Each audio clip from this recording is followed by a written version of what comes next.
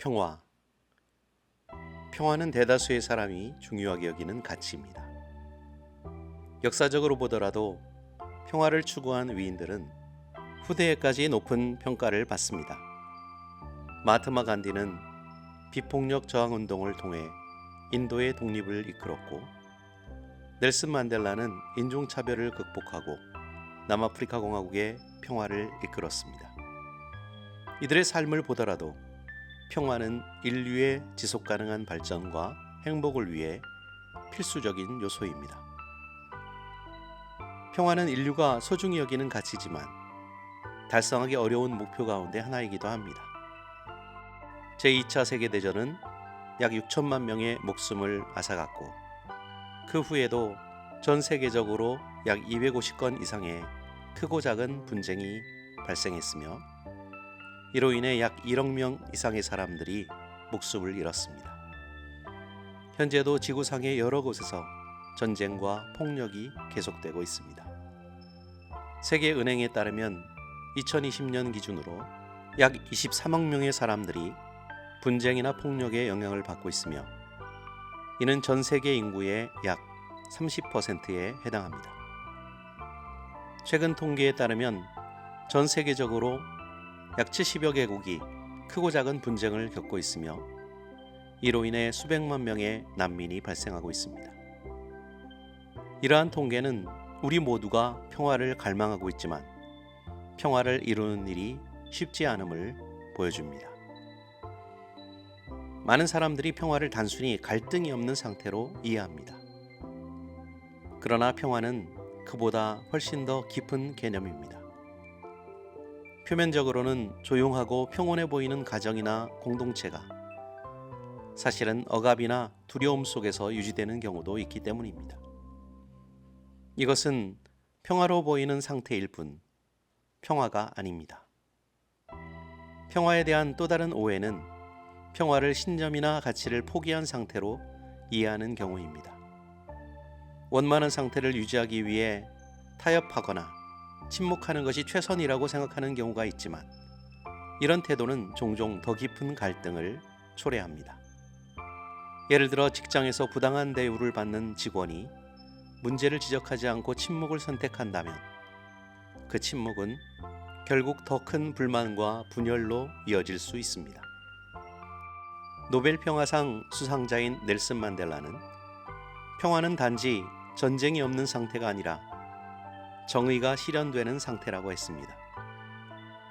역사적으로 보더라도 평화는 단순히 싸움을 멈추는 것이 아니라 인간의 존엄성과 정의를 중시하고 서로를 존중하는 관계 속에서 이루어졌습니다.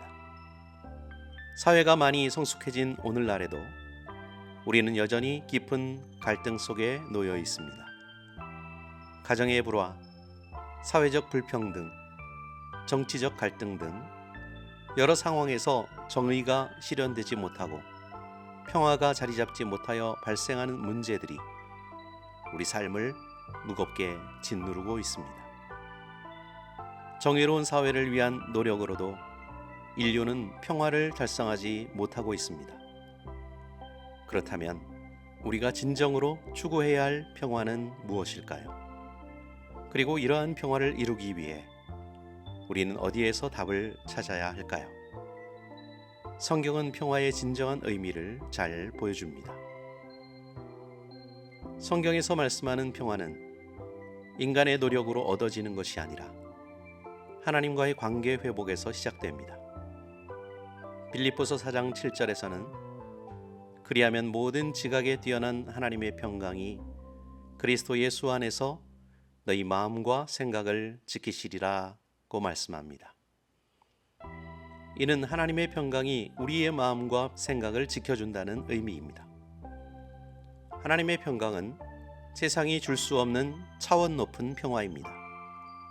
이 평화는 외적인 환경과 상관없이 우리의 마음과 생각을 지켜주는 내적 안정과 평온함을 제공하며 우리의 삶을 변화시키는 원동력이 됩니다.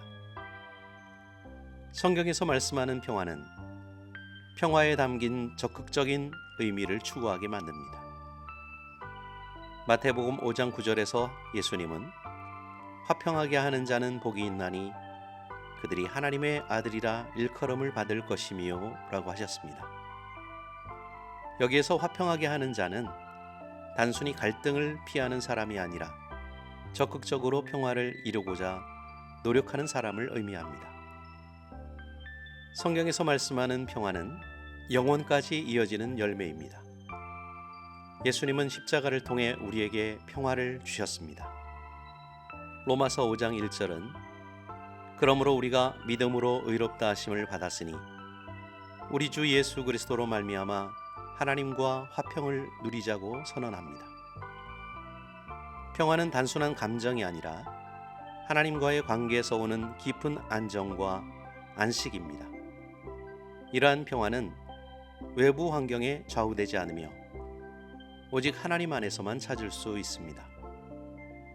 우리는 예수님의 희생을 통해 하나님과 화목하게 되었으며 이로 인해 참된 평화를 누릴 수 있습니다. 갈라디아서 5장 22절에서 성령의 열매에 화평이 포함되어 있는 이유도 참된 평화는 성령께서 함께 하실 때만 누릴 수 있기 때문입니다. 하나님과의 관계에서 오는 평화는 우리의 삶 속에서 구체적으로 실천되어야 합니다. 먼저 우리는 하나님과의 친밀한 관계를 유지해야 합니다. 기도와 말씀 묵상을 통해 하나님의 평강을 구하고 성령의 인도하심을 받아야 합니다. 우리의 영혼이 하나님의 평강으로 채워질 때 우리는 주변 사람들에게 그 평화를 전달할 수 있는 사람이 됩니다. 둘째, 용서와 화해의 자세를 가지는 것이 중요합니다. 에베소서 4장 32절은 서로 친절히 하며 불쌍히 여기며 서로 용서하기를 하나님이 그리스도 안에서 너희를 용서하심과 같이 하라고 권면합니다. 평화를 이루기 위해서는 우리가 받은 용서를 다른 사람에게도 베풀어야 합니다. 용서는 단순히 과거를 잊는 것이 아니라 새로운 관계를 시작하는 출발점입니다. 셋째, 우리는 불의를 목격했을 때 침묵하지 않고 정의를 세우기 위해 노력해야 합니다. 비가서 6장 8절은 사람아 주께서 선한 것이 무엇임을 내게 보이셨나니 여호와께서 내게 구하시는 것은 오직 정의를 행하며 인자를 사랑하며 겸손히 내 하나님과 함께 행하는 것이 아니냐고 말합니다. 참된 평화는 정의와 사랑 그리고 겸손함 위에서 세워집니다. 마지막으로 우리는 공동체 안에서 평화의 사도로 살아가야 합니다. 가정, 교회, 그리고 직장에서 우리는 화해와 연합을 이루는 사람이 되어야 합니다. 때로는 우리 자신이 손해를 보더라도 갈등을 해결하고 서로 하나 되게 하는 일에 힘써야 합니다. 이것이 바로 하나님께서 그리스도인에게 맡기신 사명입니다.